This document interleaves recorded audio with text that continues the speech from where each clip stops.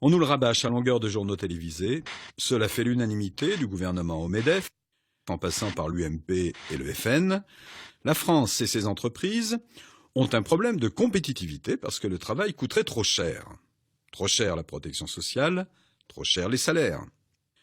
Mais cela ne tient pas debout. Explication.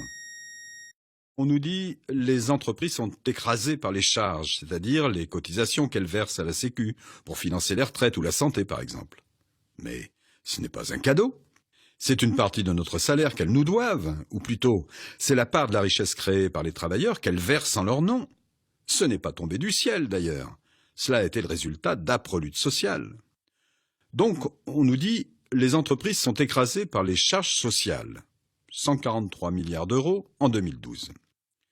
Mais on ne nous dit pas que dans le même temps, les charges financières supportées par ces mêmes entreprises sont de 309 milliards, plus du double. Il s'agit de la ponction opérée par les actionnaires, les dividendes, et des charges bancaires et financières.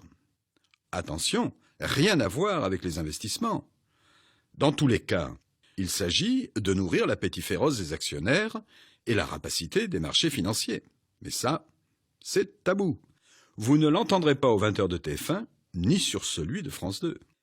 Aucun expert sur ces antennes ne vous dira que c'est cette ponction, en quelque sorte cet impôt privé, qui menace notre compétitivité. Quel média prendra la responsabilité de vous parler du coût réel du capital sur la société? Sur les salaires, par exemple? Car pour s'assurer des rendements toujours plus importants, de l'ordre de 10, 15, voire 20%, alors même que l'économie stagne, le capital s'en prend d'abord au salaire. En 30 ans, 10% de la richesse créée, soit environ 200 milliards d'euros, est passée des poches des salariés à celles des patrons. Vous le saviez? Et bien sûr, ce sont les petits, les moyens salaires qui trinquent, avec pour conséquence un ralentissement général de l'activité, la récession. Qui nous dira à quelle pression permanente sont soumis les salariés, provoquant maladies, dépression, parfois le suicide? En France, on compte près de 700 000 accidents du travail chaque année, avec parfois de terribles séquelles pour les salariés. 700 en mourront cette année encore. Qui en parle?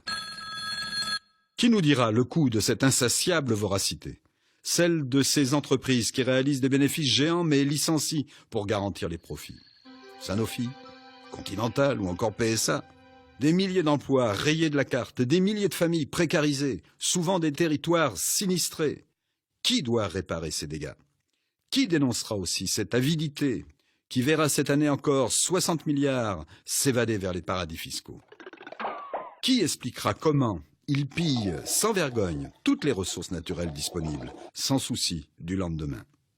Comment ils fabriquent aux 4 coins du monde les pièces d'un produit qui sera assemblé dans un 5e, conditionné dans un 6e, consommé dans un 7e, produit qui finira sa vie comme déchet, enfoui Dieu sait où. Absurde déménagement permanent du monde, dont le coût environnemental et humain est incalculable. Alors, arrêtons les faux débats. Ce qui crée la richesse, c'est le travail, pas le capital. C'est la coopération, pas la compétition. Il y a urgence pour une campagne de vérité sur ce que nous coûte d'entretenir une bourgeoisie toujours plus avide. À quand un grand débat pluraliste, à la télévision, pour ouvrir les livres de comptes et dénoncer les mensonges? Ensemble, libérons la France des riches et de la finance, car notre seul dessein, c'est l'humain d'abord.